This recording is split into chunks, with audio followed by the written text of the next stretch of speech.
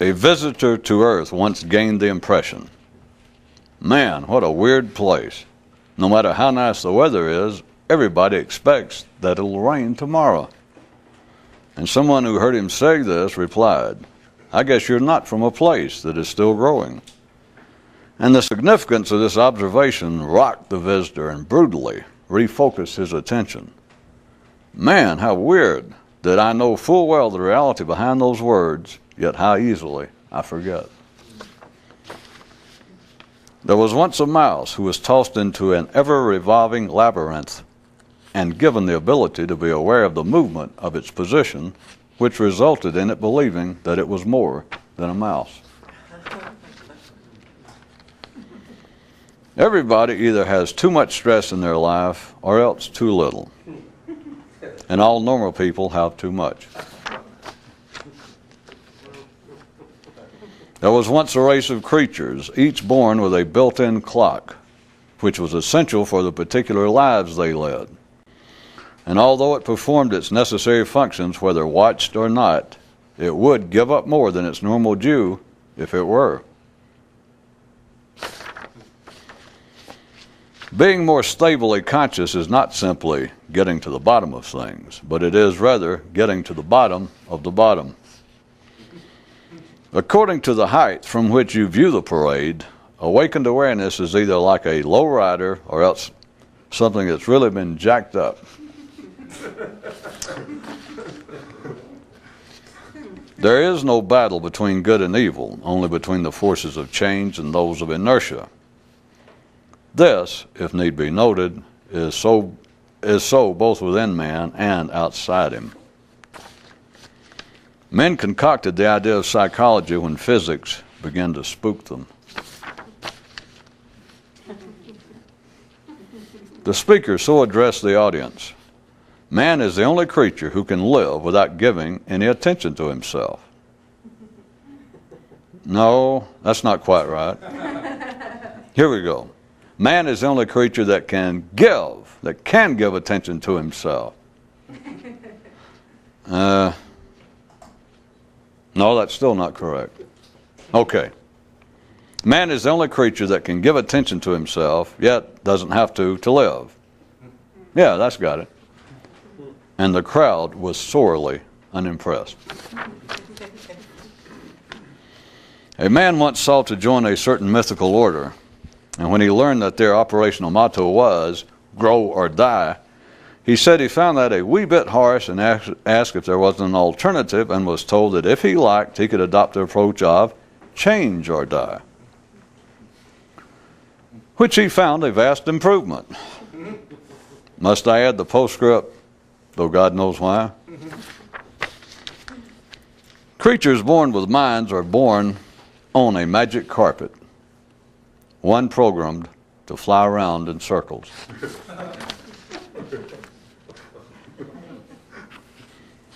Over generations, mentally speaking, going in circles turns into spiral advancement. So, all is not lost. Unless you're an individual. On the east side of the Garden of Eden was a barren plain, and on the west side, an imaginary one, on which has been built a magnificent city. As one little would-be warrior would head out the door to play and laugh, his mama would always remind him, whenever you're going to cross the street, remember, you can watch your body or you can watch your mind. But whatever you do, don't just do one of them or you'll get run over and never know it.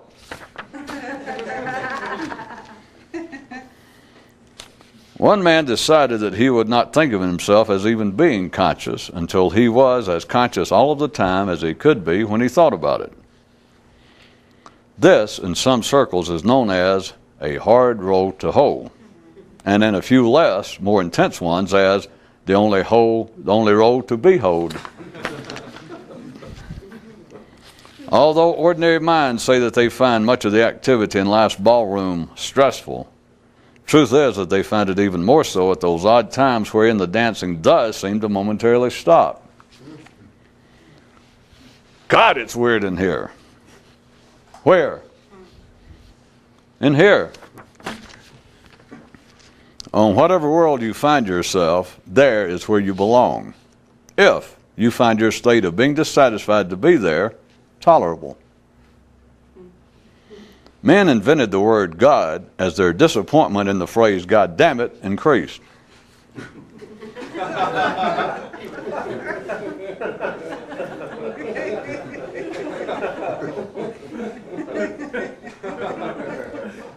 No matter what else you say, there's one thing that you positively have to give man credit for, although no one can agree on exactly what that is. Cross-generational genetics speak to one another for purposes not understood by their human mouthpieces, the primary one being evolutionary continuity.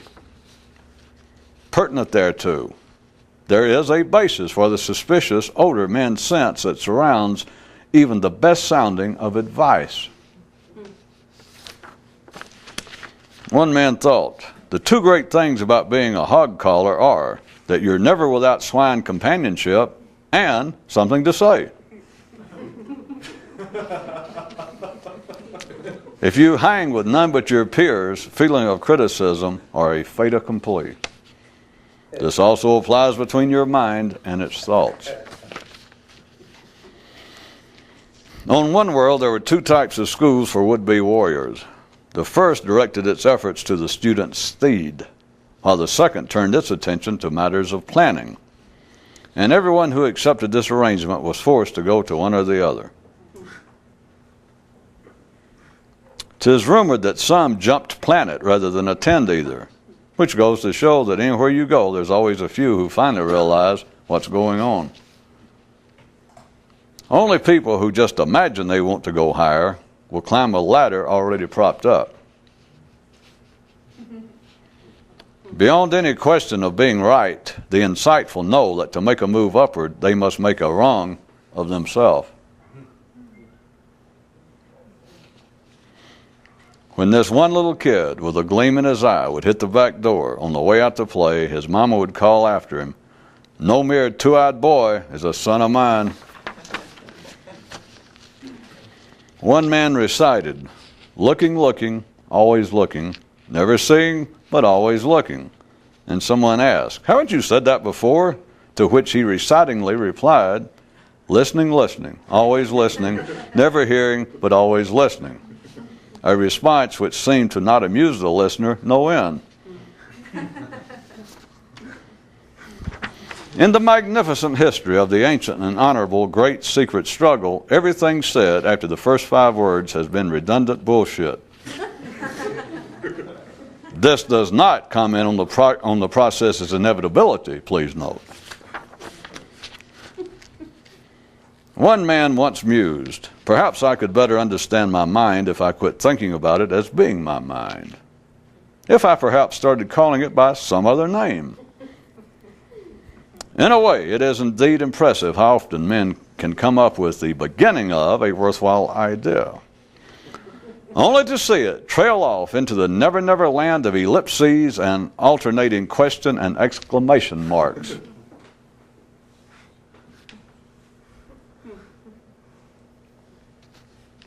Dramatics to go. "Spin me around some more, Martha. I'm almost dizzy enough for it to make sense." Mentally, this planet is a coat of many colors, with each person born holding a piece thereof. To ever achieve individual consciousness, you must let go and fashion your own.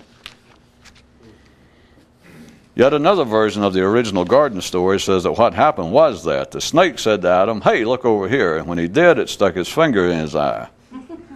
And the only one he had at the time. Are you going to make me add the pertinent postscript to this? Anyone who describes what the consequences of enlightenment will be on a man's life either does not know what they're talking about or else they do. And in the latter instance, since they know that there is really nothing to be said about it, whatever it is they just say to have something to say. But in neither case will a valid prediction be extant. A psychologist from another world visited Earth and left with this observation, that it is misplaced for sheep to feel stressed out from life in a flock. A warrior who gives attention to his attackers is no better or alert than they. There was once a man who reached such an advanced state that his tongue would not acknowledge what laid round in his mind. In seeking the dark matter of the universe, men are unknowingly on the trail of the glutinous cosmic blood. There are two dangers inherent in the traffic through the mind. One is that you take the traffic to be of your own making, and two, that in so doing you lose the ability to look away from it. Man, it sure is quiet in here. Where? In here. There was once a planet of mechanical devices, and a few of them believed that they were otherwise. A belief that almost drove them crazy. There was once a planet of mechanical devices, and a few of them suspected that they could be otherwise. A suspicion that almost drove them crazy. There was once a planet of mechanical devices, and a few discovered that it was possible to be otherwise. A discovery that this time really almost drove them crazy.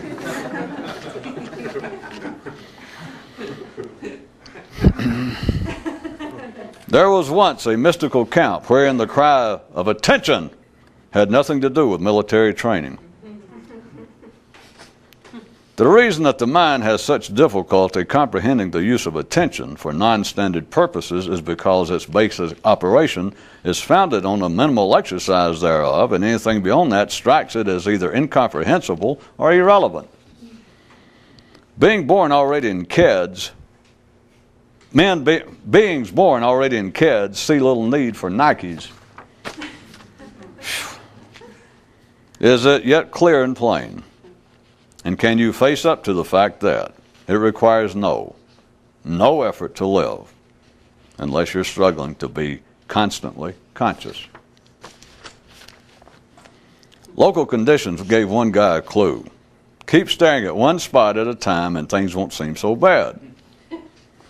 And some still wonder why man stays clueless.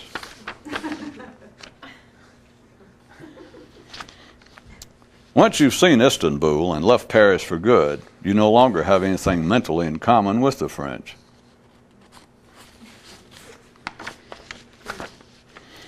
It takes some enlightened, awakened, and liberated men longer than others to recognize smoke and mirages.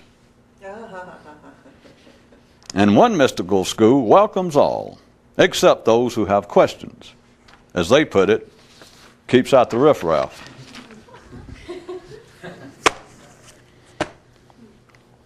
There is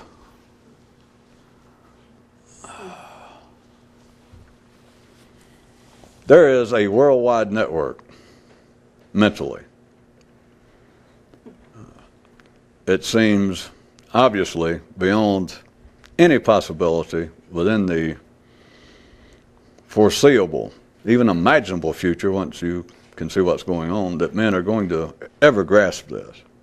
But there is an absolute worldwide network into which everyone's mind is opposed to something else. Your standard natural state of consciousness. But it is a worldwide network into which everyone is born, into which everyone is plugged, and which furnishes all of the energy, commonly known as thoughts and ideas and beliefs, but it furnishes all of the energy to everyone's mind. It is quite obvious to all of us that on the surface it would appear to be otherwise. That is, it would appear to be that the local conditions make some exception to what I just said, that some people are born in the midst of one culture, they're born participants in one religion, they're born under the influence of some nationalistic spirit. It just seems obvious. And at the local level, you can certainly make a verbal case for that it's not in any way unintelligible for an ordinary person to say that someone, I'm going to have to do some hand gestures and dramatics. if that was the globe. It is not completely untoward, unexpected for an ordinary person to say, well, some people down here in this area, the way their mind seems to be, their whole idea of morality, in fact, their basic sense of reality, varies from this group over here. They believe that different forces run the universe. They believe that there's different ideas should govern one's behavior. Yes, yes, yes, yes, yes. There is a worldwide network into which everyone's ordinary mind is connected. It is into which they are born no matter what part of this planet, no matter what race, religion, nationality, nothing. If you're a human, there is no exception to it. You are plugged in. You are tied to that network. There is no way out. There was no way in. There's no exceptions to it. And no matter what you believe that you think, it came through that network. And other than from a very local level, from an ordinary man's viewpoint, which I understand and we all know is considered to be genuine, that is, that there is a difference between an Australian Aborigine and a Swedish intellectual. There's a difference between Islamic fundamentalist in Algeria and laissez-faire Buddhist in Japan. I know all of that.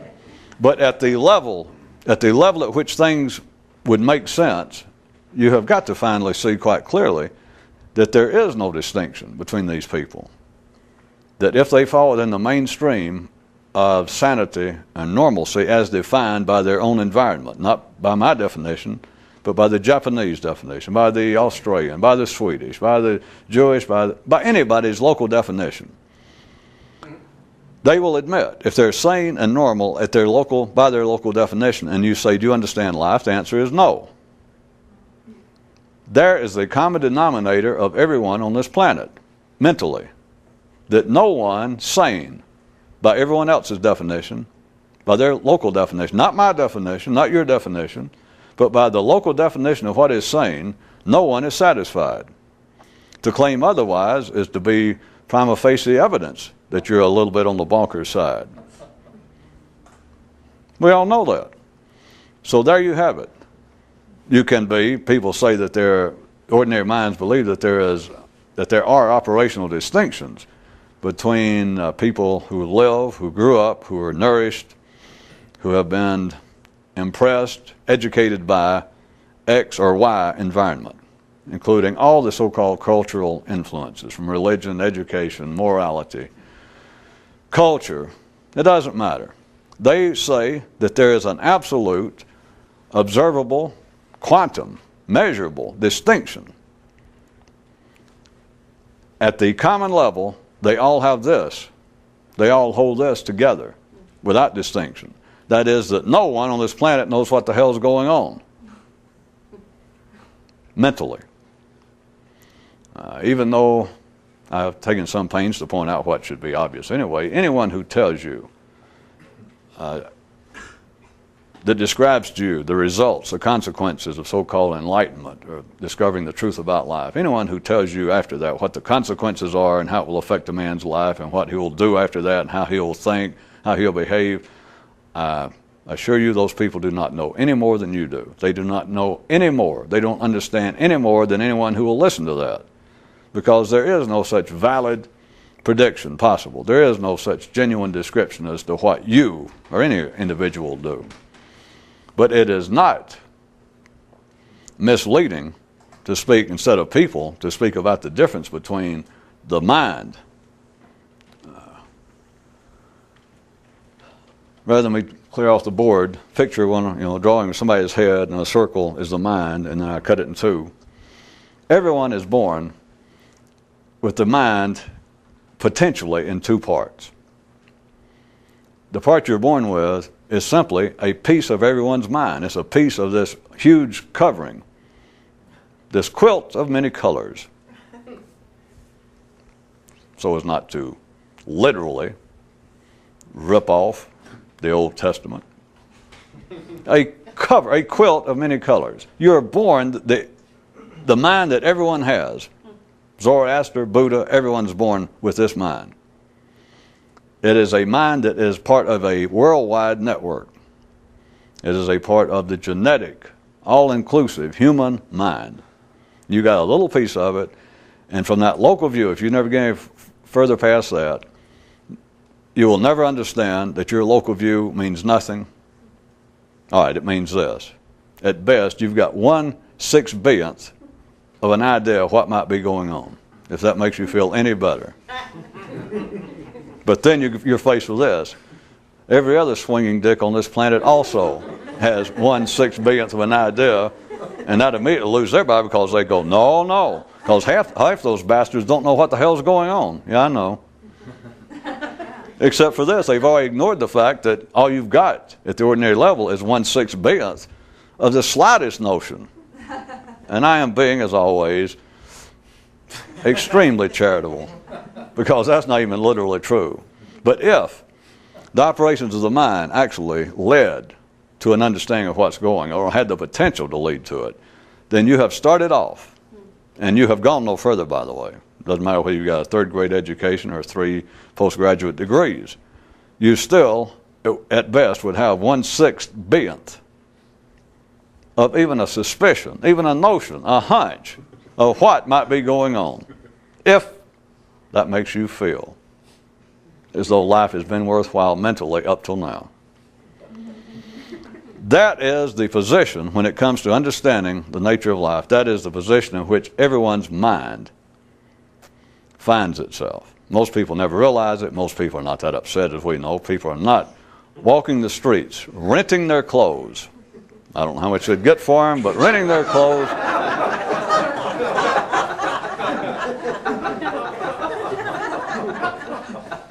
Pulling out their nose hairs, beating themselves or somebody next to them on the chest, and screaming about the intolerable condition of them not understanding what's going on in life. We all know that's not true. If people are out on the street moaning and whining and railing against life, it's on the basis that they don't have a new car, or that they're not recognized for the geniuses as they are. But there's only a few people that take all this seriously. But the point is, even just you taking it seriously doesn't account. I don't know what the going rate of duck shit is right now, today. But just the idea that I take it seriously, that I would like to know what's going on, and by God, I even look around. Because this, for many people, this is satisfying just to this point, that they look around, it takes them a while, they question, they observe, and they find out that most of the people in life have no interest in knowing what's going on. And so they immediately, I say immediately, it takes a while for them to be able to swallow this. But many people arrive at the point, especially if they can find someone else, 2 or 3 other people, and they sit around and they discuss it for a while. It may take years to discuss the fact that it's only us. Do you realize how strange it is that people think, or how curious it is? It's only us 4 or 5 people. We get together here like twice a week at an all-night Dunkin' Donuts. We drink coffee and smoke cigarettes. We discuss this, and we look around. We're near a college campus, and we see professors come in, we see all sorts of people, but it strikes them. I'm not being funny, because many of you have been through it, and it will strike them in a way it is, quote, curious. Extremely. It's almost strikingly, incongruously surprising and delightful that now we realize we're almost like a little ark. The rest of the world is flooding over stupidity, ignorance, and they don't even know it. Isn't it strange that we found each other, us 6, us 8, that we can sit around like this and at least try and hold up some of the supporting pillars of civilization and human intelligence? So many people, they can coast, and to coin a phrase, God bless them, don't you envy them. Aren't you sorry you didn't stop there? That many people can then float along and get by the rest of their life just feeling like, well, I don't know what's going on in life, but by God, I know this. I know that I don't know, and the rest of these damn fuckers don't even know it. They don't even understand. They don't even comprehend how little they know.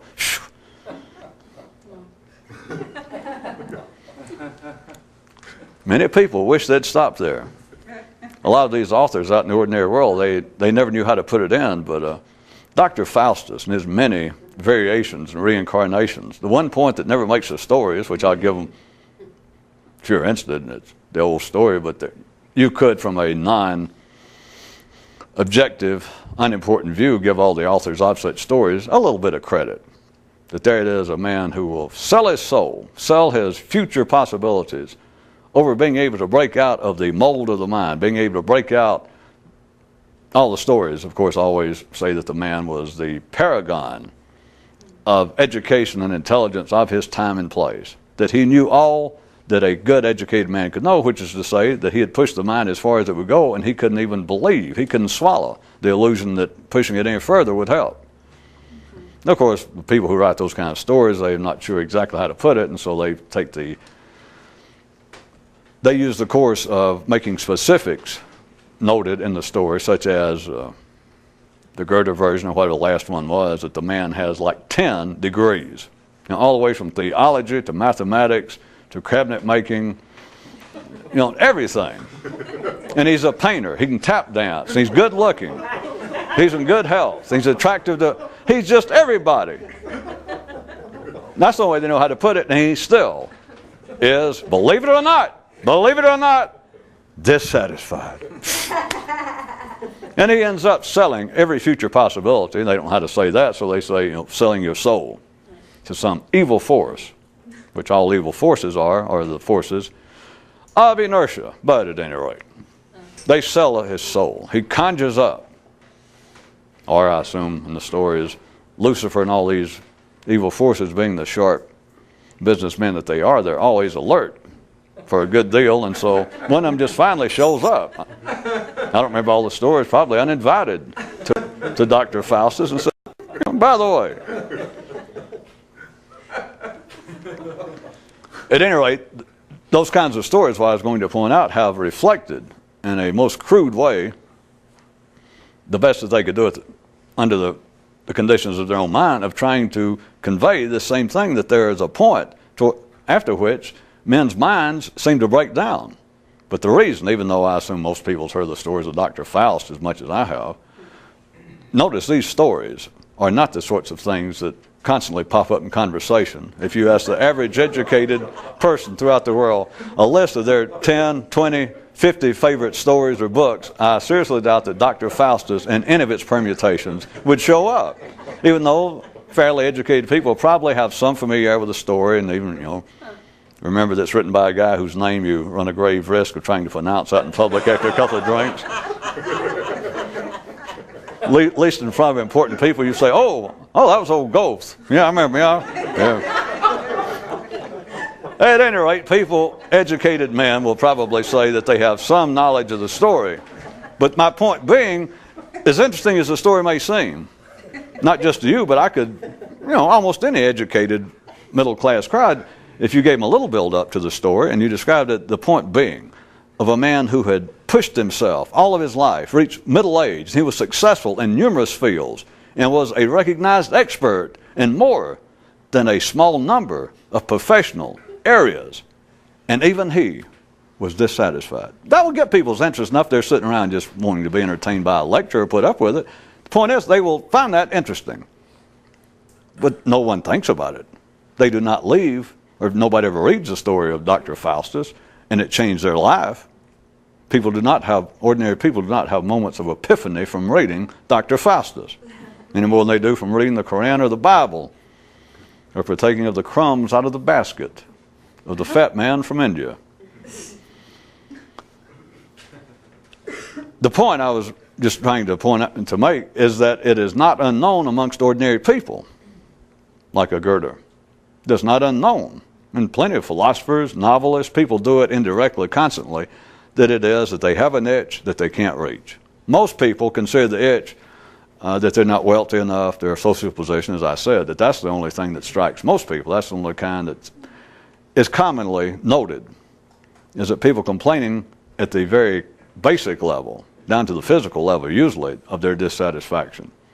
You take it any higher than that, and all you can do is get people's attention instantly, at the moment, to make them see that, yes, we are dissatisfied mentally. I can hear some of that. Or make them appreciate, rather than them personally, that you can make them appreciate a Dr. Faustus type tale. They go, yeah, you're right.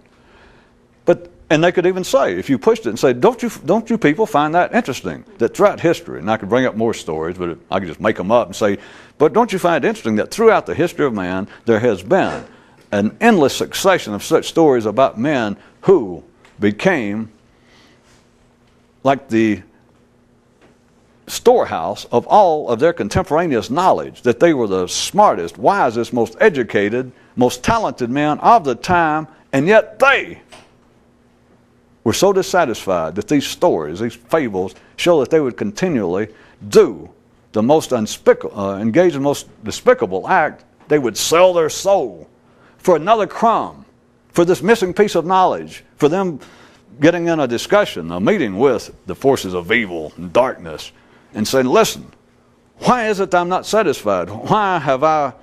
What's afoot that I have struggled my whole life intellectually, and yet I am still as dissatisfied as I was as a teen? And the forces of evil go, it's that missing part.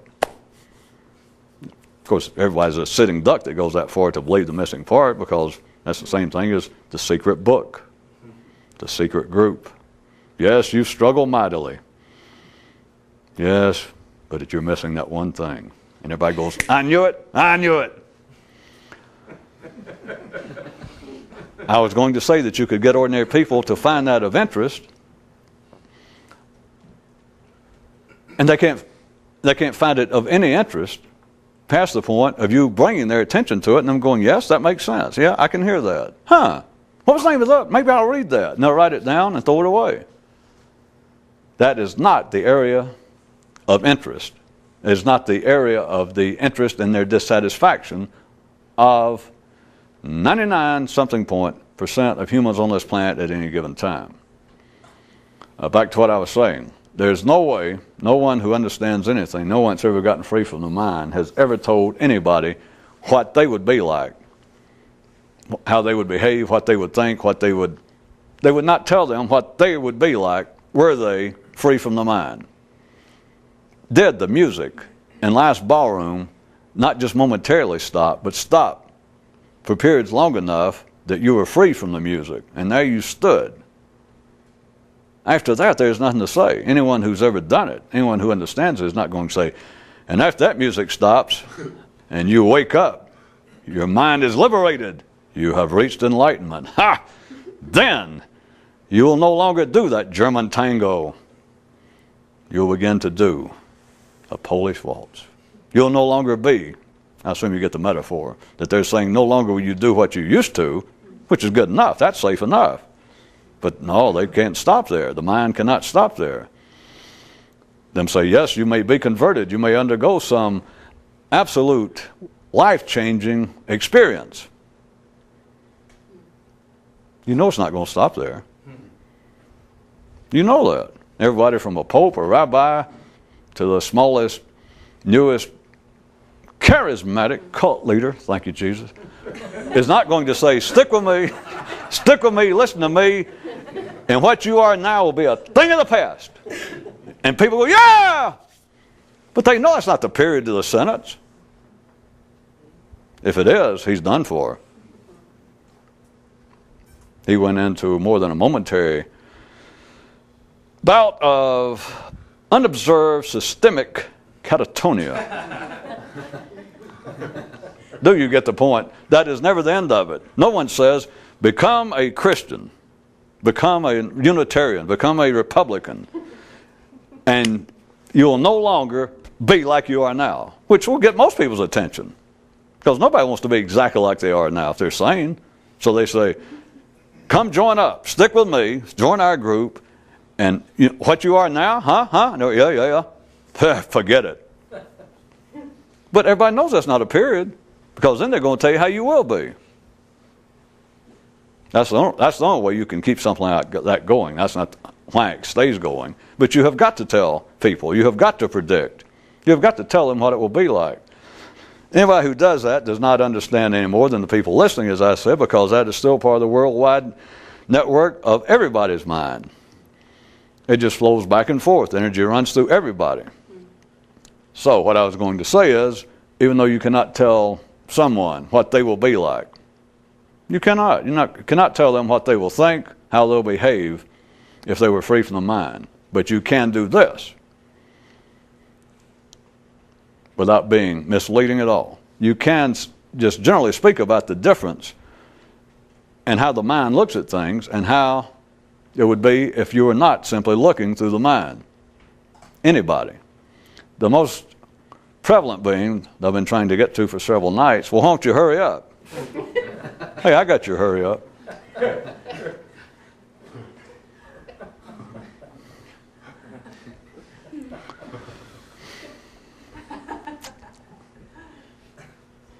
Once you have seen Istanbul, once you have left Paris for good, you've got nothing in common any longer with the French.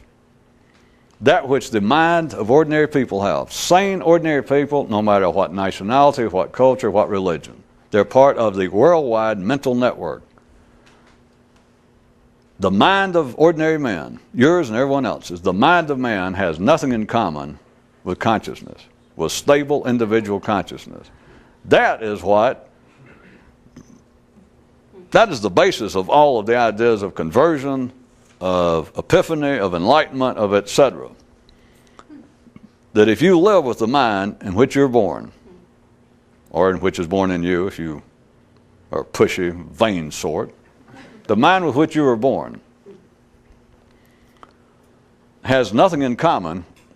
And I said, imagine the picture of the mind cut into two. The other one would be, to speak about it mentally, that everyone operates, whether they be an Einstein, whether they be an illiterate ditch digger, they are operating on this everybody's mind, the worldwide network. This other part, picture a circle cut in two, the other part is simply a potential. You can call it the individual mind. It is certainly not the mind of everyone else. That is the difference, that is the distinction that everyone hears about, reads about, strikes many as true, the idea of some enlightenment. That is not, it is not a correcting of your errors. The idea of Satori, the reality behind it, is not that you suddenly realize, well, my God, what I thought was wrong. No. That description, I mean, it sounds all right, but that description is just, what's English for madre? The description is not valid. The experience of it, the seeing of Istanbul, the seeing directly of what life is not a correction of errors. The whole idea of conversion in the widest sense, not just in a specific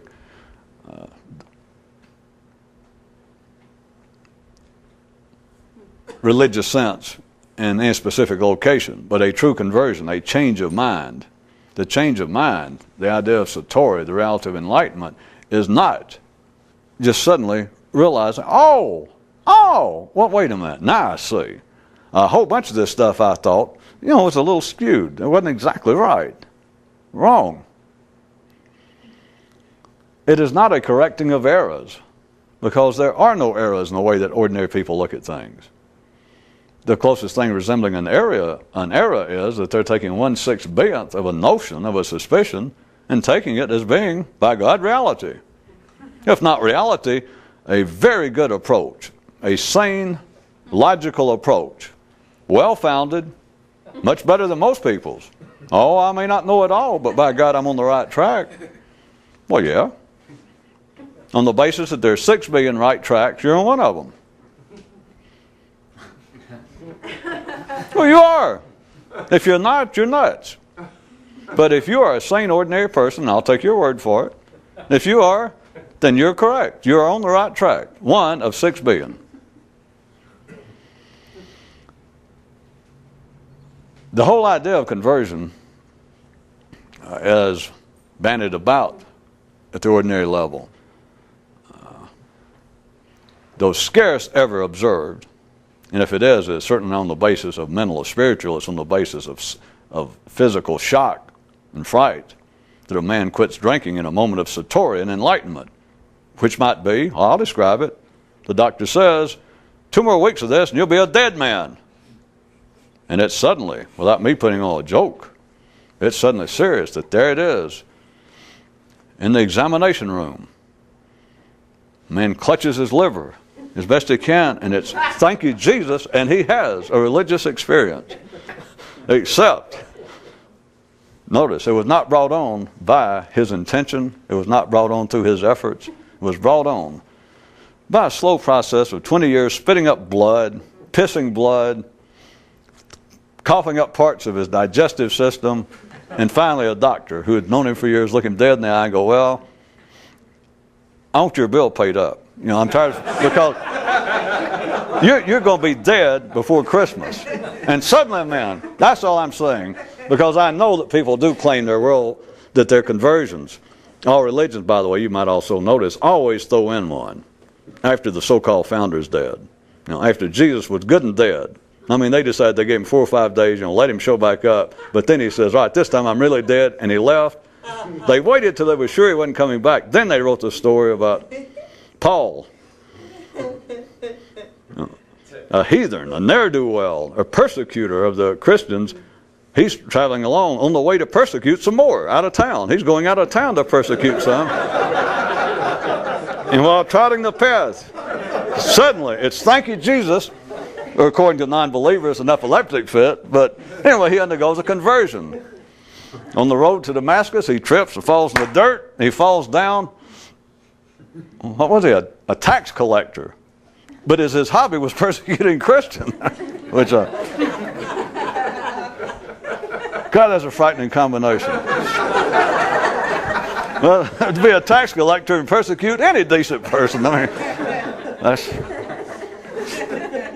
At any rate, he falls to the ground, passes out, and he awakens when he stands back up. He is a Christian, an enlightened person. But notice, all religions, it's always after the founder dies, but there'll be one case. There'll always be one man around which some of his family members, supposedly one of his close associates, will undergo some physical, because they can't compete with what their story that they've already bought as to what made a Jesus or a Buddha. But it's always, what I'm trying to get you to see, is all these stories, even within the so-called religious context, it always, even though they don't look at it this way, and I'm not attacking it, but they would never see it in this manner if I tried to point out, well, why is it? If I just tried to ask a Christian, a serious student of the Bible, of Christianity, and I said, well, why is it all these stories? I could tell them in other religions, but they probably wouldn't be interested. But I said, I could tell them it's true in every religion. I said, why is it that one of the right-hand men, whoever seems to be getting the religion going good as a business, as a public operation after the founder dies, why is it, whatever conversion they have, why is it always, it doesn't strike you as funny or interesting, that it's always tied to some physical manifestation? It is not a Buddha going, ah! Damn! That he actually stood there or sits somewhere and just goes, well, of course, after a lifetime of doing it, and then goes, well, I'll be damned. It's never that. The founder does that. But the next person, the founder of the church, the Peter or the Paul, or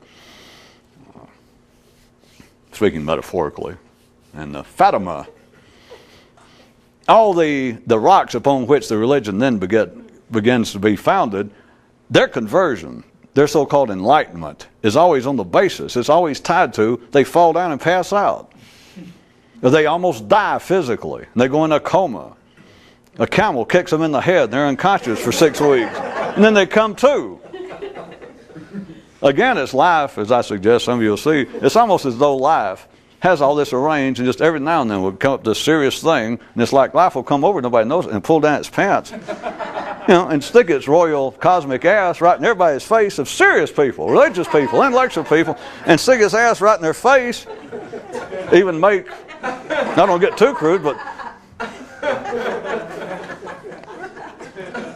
make unsocial noises and produce aromas, and nobody notices it.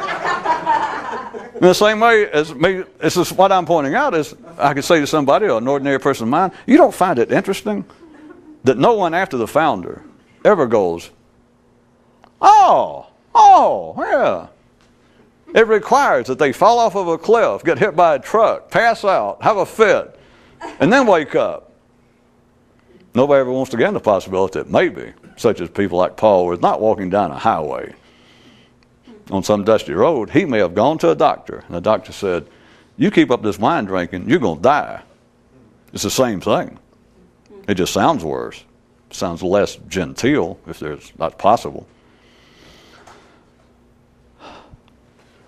The conversions they imagine are not the conversions tied in any way to the body. The conversion is the whole idea of Satori. That's why without that kind of experience, then everything else can almost be made sport of. Such as me saying, well, you can read train schedules for the rest of your life and become an expert, which is to say you could become an expert on matters metaphysical. But if you don't ever get outside the station in Paris, if you don't ever get somewhere close to Istanbul, you've missed the whole point. It's not that people intend to, but it's just a fact. Because you could listen to me, you could listen to anybody, you could read anybody's words that you thought knew something or had been awake at one time or enlightened. So what? Of course, many people are satisfied, but you should be asking yourself, so what? If you can't get it, if you don't experience it, you still have missed the heart of it. There is really no such thing as a great quest unless at least one time you get hold of the damn thing. Then at least at one time you open up and there it is, you uncover something, or you turn around the corner one morning and there, by God, is the Grail. There it is. You know, without that, the rest of it is just, it didn't work. You've missed it. And it's not up to me, I can't make it, and you can't necessarily make it. All you can do is keep trying. But the point I'm trying to make is that is the conversion. And it has nothing to do with God's talking to you, and it has nothing to do with religious conversions. You know, the Buddhas and the Jesuses, again, there's life sort of sticking it in their face, and people can't see it. Notice, these people, the fathers of all conversions, from their view, they didn't get converted. Notice that. Buddha didn't sit down under a tree and then reach enlightenment and go, well, my God, I was a Hindu, but now, Southern Baptist. Now I realize, no wonder I was off track. They don't get converted. There's nothing to be converted about. It's an abandonment of the mind. You don't change, they may change their life, but nobody can predict. That's not the point. It's only ordinary people. They take conversion, no way can describe it. If you ask someone, well, how would you describe someone who had been properly converted to Christianity or to Judaism, whatever it is? And they would say, well, that's easy. If you say, well, how can you tell? How do you know that someone? I mean, some Muslim can say, well, I've decided to become Jewish. Or some Protestant say, I've decided to become Catholic. And I said, well, they can say that, but how would you know? Well, it's easy to know. All right, here's to begin with. And they'd start saying, well, here's how they'd change their diet. They'd change the way they dress. Here's the times, the days of the week they'd go to church. Here's the kind of service. What are they talking about? All behavior. That's the only thing they can go by. I mean, it's not being stupid. That's all they can go by. Of course, they can demand that you swear that you are now a Jew. Oh, yes. Now, you're not lying to us. Oh, no. You're no longer a Hindu. No, I wiped it from my mind. Well, that's all they can do. That is not conversion. It's everything else. All they can do is take what's observable. All they can do is take that which makes sense inside the worldwide network of everyone's mind. The experience. It does not correct the errors of your thinking. It's that you no longer think about life in the same way. You no longer see life through the mind. That's it. On that basis, I'm still not getting to it much tonight as far as the everyday sense. But on that basis, you have nothing in common. Consciousness has nothing in common with the mind. Or if you want me to really push it, I'll suggest this, that a more conscious man, according to how conscious he could stay, his interest, not his behavior, it's not necessarily you could tell a man's behavior, but his interest in life, in here, I can be easy and say would have almost nothing in common with everybody else. I know that sounds better, but what the hell? I better leave it there. Almost nothing in common. You can put almost in parentheses so that every time you remember the sentence, if you do, you can unplug it or you can leave it in. Or you can just leave it there and remember that I put it parenthetically in your mind. You can go, a more conscious man internally has, parentheses, almost, into parentheses, nothing in common with everyone else. This has useful significance invertedly or inversely on the basis that everything that ordinary, sane, sophisticated people at any given time, any given place, being part of this worldwide intellectual network, the things that they consider important, the things that are important at that level. It's not that they're misled, but the things that they consider to be important. Everything from politics to religion to family matters, how you treat people, your psychological relationships. I'm just going to tell you outright, being more conscious. Now, I'm not saying how you will be, but I'm telling you consciousness has almost nothing in common with that. Stable individual consciousness, which would be anything other than simply being part of the mental worldwide network, or as it's always been historically referred to, an enlightened man's mental life. The internal life of an awakened person has almost, parentheses, almost nothing in common with what ordinary people think about. And what you said, it's not necessarily that I give any sort of passionate hectoring like has almost nothing in common, because you immediately realize it. You don't pass out. There it is, you're still aware of life, and may I say, acutely so. And you hadn't repaired mistakes in your thinking. You hadn't patched up flaws. It's not that you go, oh, well, now I see. I always picked on the Greeks too much. I always thought that advertising, I always thought that capitalism, oh, now I see the relationship between men and... There is no repair. That's the whole point of Satori. As you're freed from it, you look, and from then on, to varying degrees, according to how. From then on, let me make the dogmatic say, from then on, your view of life is never the same. Notwithstanding the fact, we've been through this, but I don't get by the blues, but no one can stay as conscious all the time as they can some of the time, and that allows for no exceptions. I feel free to speak for Zoroaster and Lao and Abraham and the rest of them. No one can stay as conscious all the time as they can some of the time, so I was just trying to engage in a little truth in advertising. That was the footnote to saying that your view of life is never the same. No.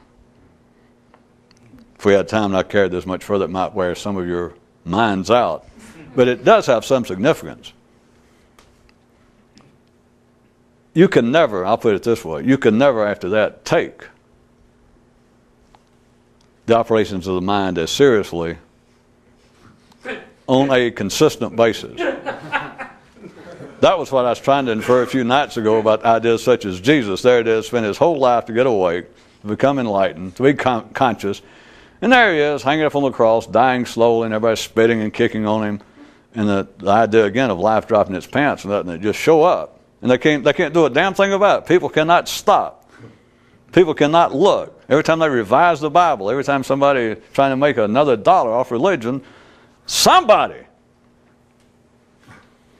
cannot look and go, why do we keep including things like him on the cross going, Father, why have thou forsaken me? And every time somebody reads, there's got to be somebody in religion, I'm going to give them credit, rhetorically speaking, that every now and then, I still think King James, as much as he had to lose at the time, I mean, his pork was in the fire. Now he is having these minions, these sycophants, him saying, straighten this damn thing out to fit my own political needs right now, my own personal life. Surely a king can usually afford a fairly good thinker in any kingdom, including Great Britain, no offense. Not excluding the English. And somebody say, Your Grace, by the way, this thing that it's been hanging around here for several thousand, or several hundred years here, the Jews kept leaving this thing in about, and Jesus said, why have thou forsaken me? Now, of course, I know James had never read the Bible, and him go, what? I mean, he had probably had just enough knowledge. He goes, that's in there? And they went, yeah. He couldn't have believed it. I'd be like him letting his official regal biographer put out, the history of whatever family he was in. What was it? The Tudors or whoever James was. And somewhere along the line, it just points out there going, King so-and-so begat Queen so and this and that. And they get to, like his father, and it was his father actually had carnal relationships with a sheep, never had any children. In other words, it shows a gap wherein James cannot actually be king. That's what it'd be equal to. And he would realize it. He'd go, wait a minute. You mean there's this religion that's giving me problems? Of course, to him, to kings, if you don't know, a religion is simply another power. It's just another king. They don't look at any good ruler. They don't look at religion as being anything other than it is. It's an upstart. It's a would-be contender for my throne. But anyway, he would look and go, wait a minute. You mean this thing, Christianity, they got him saying that? He would have been amazed. I guarantee you. Any king that wasn't completely in the last stages of cerebral paresis, syphilis of the mind. I mean, it's one of the outstanding features of most European royalty. Even...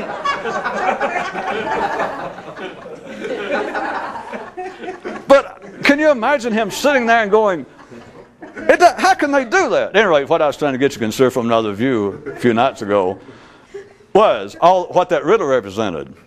If indeed there is some sort of secret, if there was a secret message, if there was a secret book running through all public books, if there was really a secret core inside of, let's say, Christianity in the New Testament, there would be the heart of it. And it's there metaphorically, whether it was intended or not. And that is all it represents. There it is, supposedly the most awake, the most conscious, even after the fact, semi-divine figure on the planet. Worked all of his life to reach that state, and there at the last moment, when he said, my God, why has thou forsaken me?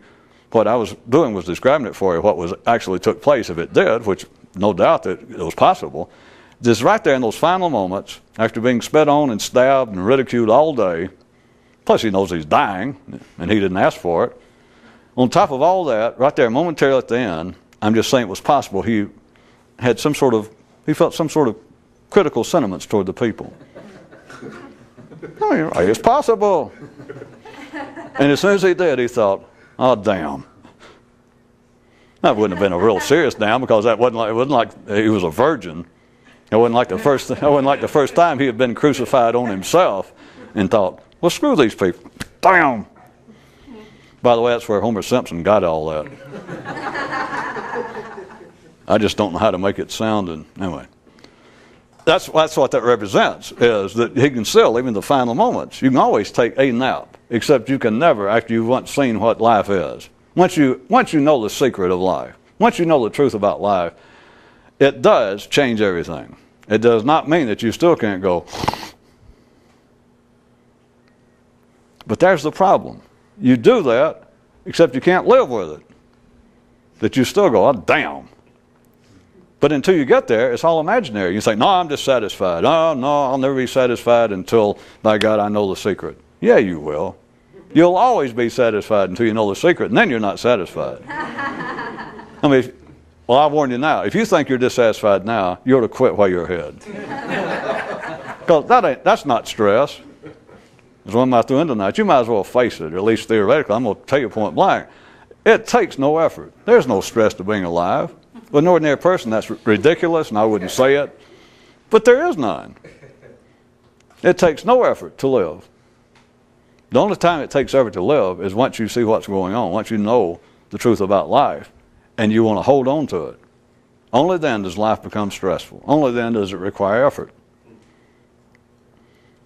Let's see, what was the point of tonight? Oh, we're out of tape. Good. Okay, and let that be a lesson to you. I guess that